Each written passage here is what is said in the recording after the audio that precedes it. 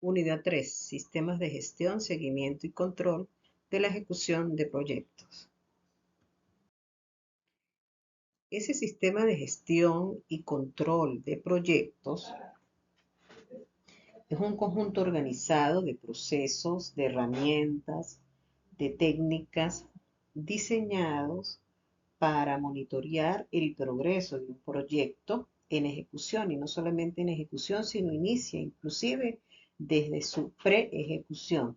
Comparar el rendimiento real contra el plan original, la línea de base, identificando y gestionando las desviaciones para asegurar que los objetivos, el alcance, el tiempo, el costo, la calidad, se cumpla de manera efectiva como se había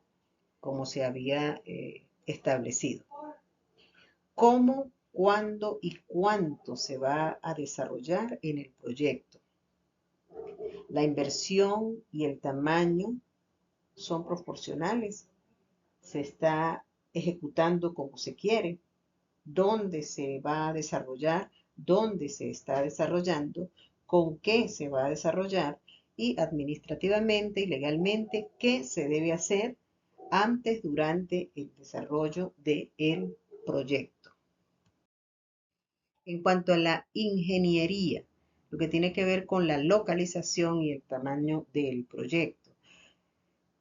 Son macro y micro localizaciones, dependiendo del tamaño y de la naturaleza del proyecto. Los factores allí importantes son las fuentes de materia prima, donde vamos a conseguir la materia prima que se necesita para el desarrollo del proyecto, la disponibilidad de la mano de obra, la tecnología del proceso productivo, si se necesita maquinaria, y los aspectos impositivos tienen que ver con los tributarios. En el tamaño del proyecto, pues la capacidad de producción, la capacidad instalada, la capacidad de servicio, las variables determinantes del tamaño del proyecto, pues tiene que ver con el mercado, con la disponibilidad de insumos, con la localización de esos insumos y con el financiamiento de esos insumos. Si usted puede conseguir esos insumos a crédito, ¿de dónde vamos a sacar el dinero? En el estudio administrativo y la capacidad instalada utilizada, los objetivos del proyecto, cuáles son las estrategias que vamos a utilizar, cuál es la estructura organizacional que se tiene en el caso de que aplique en el proyecto, la división de trabajo, la departamentalización, establecer jerarquías, integrar coordinaciones. La capacidad instalada y utilizada, pues básicamente lo que se refiere a organización, que muchas veces si se trata de una empresa que se va a realizar en un proyecto, muchas empresas eso no lo tienen ya establecido, en algunas sí. La estructura, la disposición y distribución de planta, eso sí, por supuesto, es necesario. Vuelvo a repetir, hay empresas que hacen su proyecto y no consideran esto. Los equipos de seguridad, los suministros, quiénes son los proveedores que van a trabajar con nosotros y por supuesto el capital humano, el talento, los empleados, los trabajadores, quiénes van a trabajar. También es importante, dependiendo de la naturaleza de la empresa que se pretende iniciar en un proyecto, si se trata de una empresa, vuelvo a repetir, el mantenimiento que se requiere. La selección de la tecnología y los procesos, la escala de producción o servicio, la accesibilidad, las economías de escala, si se aplican, la selección de procesos, la distribución de equipo. Aquí es necesario considerar lo que es la flexibilidad en todos esos aspectos en cuanto a escala, accesibilidad, la economía, la selección de procesos. Es fundamental, pues, ser flexibles.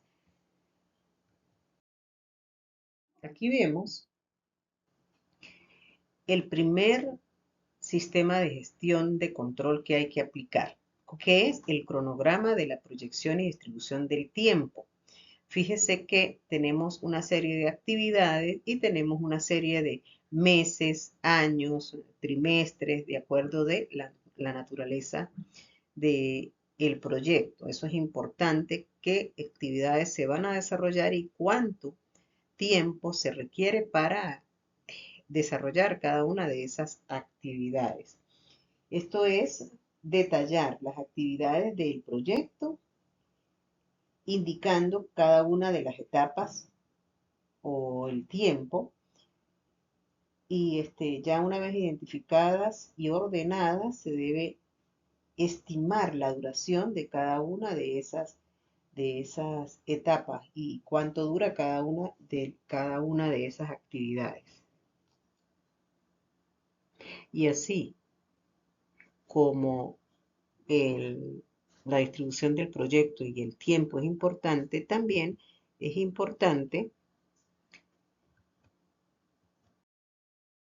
el cronograma de inversión y financiamiento. ¿Cuáles son las fuentes financieras que tiene el proyecto? Esto en el caso de un proyecto privado. Recuerden que cuando son proyectos socioeconómicos ejecutados por el Estado, que es lo que a nosotros nos compete, pero es necesario pues identificar y conocer que los proyectos se desarrollan casi que igual en el sector privado y en el sector público. La diferencia básica es que en el sector privado la rentabilidad principal es la rentabilidad económica y en el sector público la rentabilidad principal es la rentabilidad social, la que se busca. Bien, ¿cuáles son las fuentes financieras que tenemos? Cada una, dependiendo de si tenemos socios, si se va a buscar un crédito, bueno, ¿cuáles son las actividades y cuál es el costo que se va a cubrir de cada una de esas actividades? Eso también es muy importante y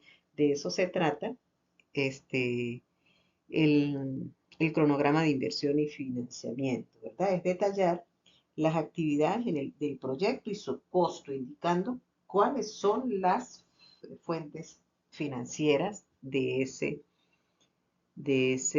proyecto. También es importante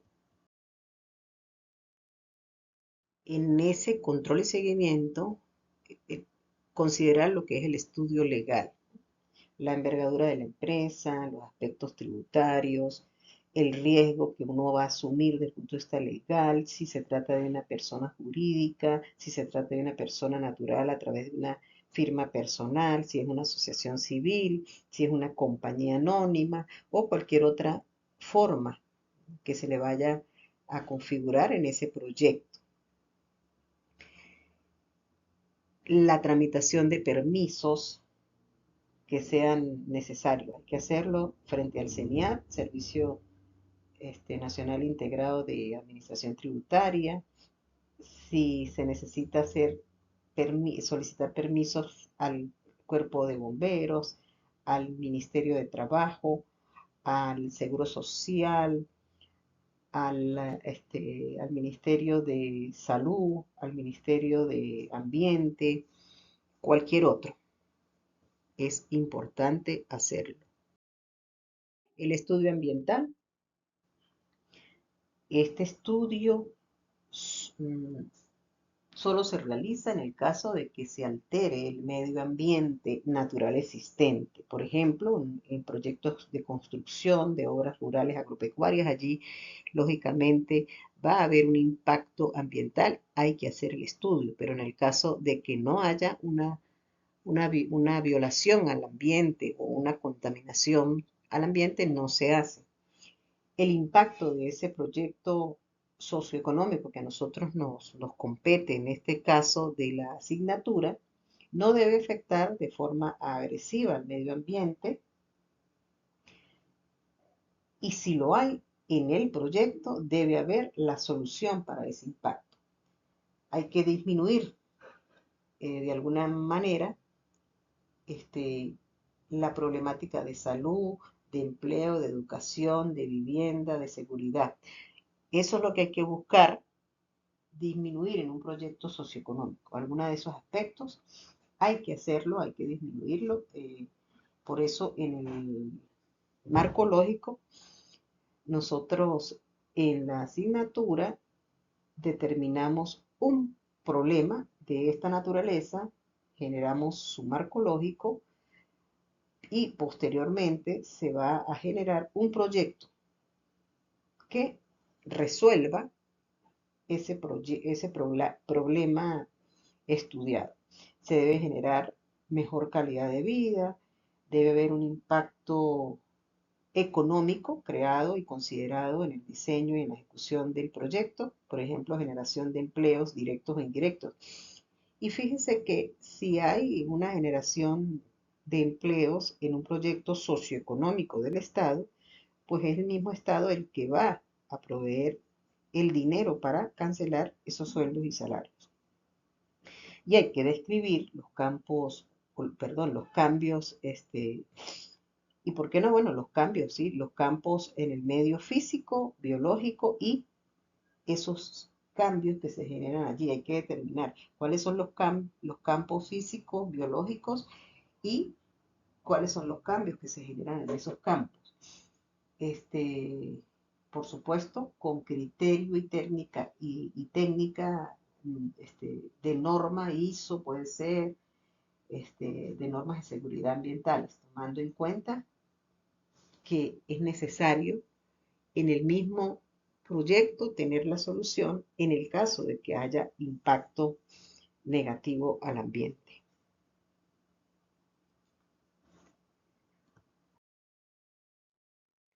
Los objetivos en el estudio de ese proyecto, cuando uno identifica problemas y uno determina la factibilidad económica y financiera, recuerden, factibilidad económica es lo que tiene que ver con la rentabilidad que se logra y la financiera lo que tiene que ver de dónde saco yo el dinero para invertir.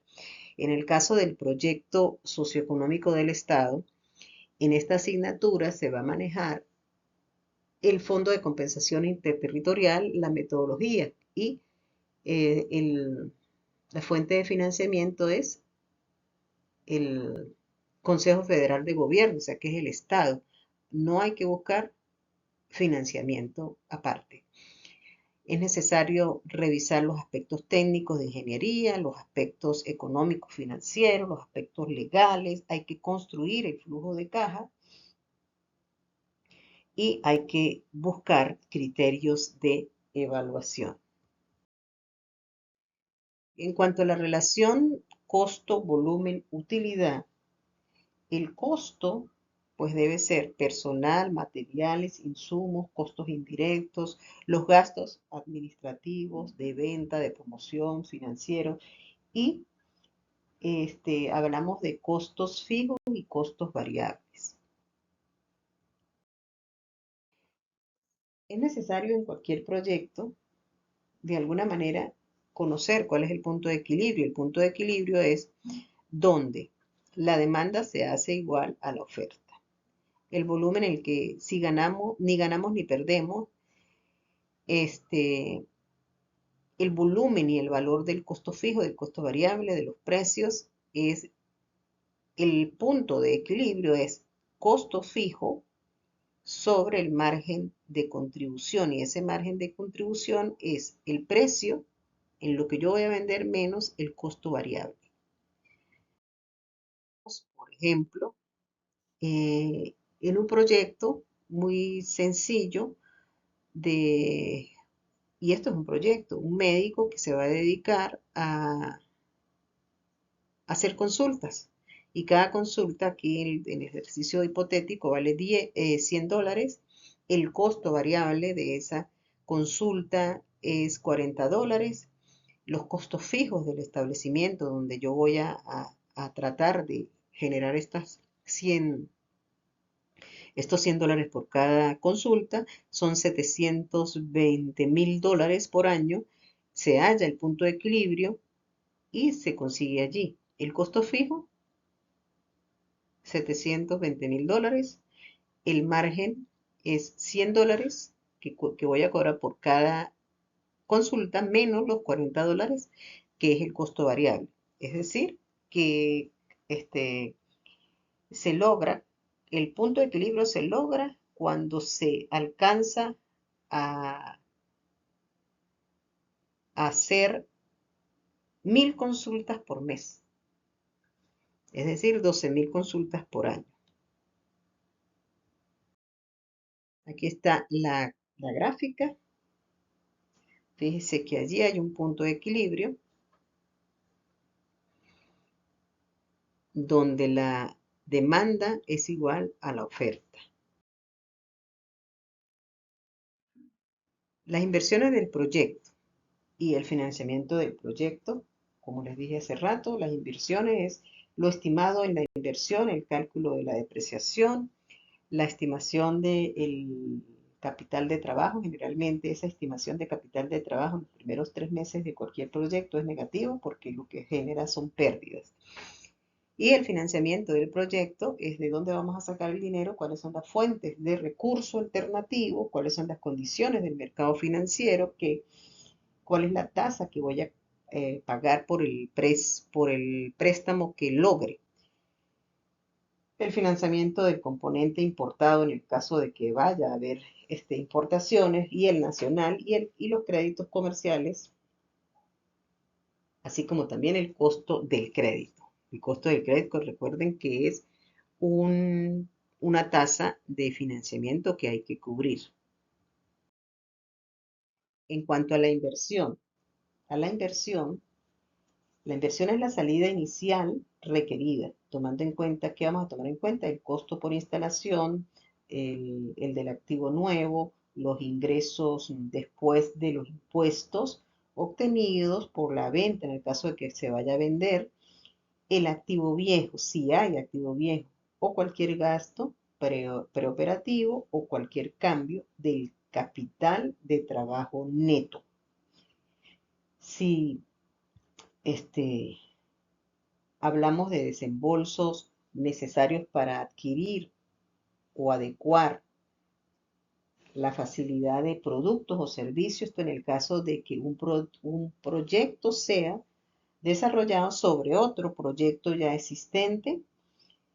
Hay que considerar los activos fijos, el capital fijo, los activos circulantes, el capital de trabajo que se requiere para que el proyecto inicie. Generalmente ese capital de trabajo se calcula cubriendo para cubrir los primeros 3 meses sin tener ingreso.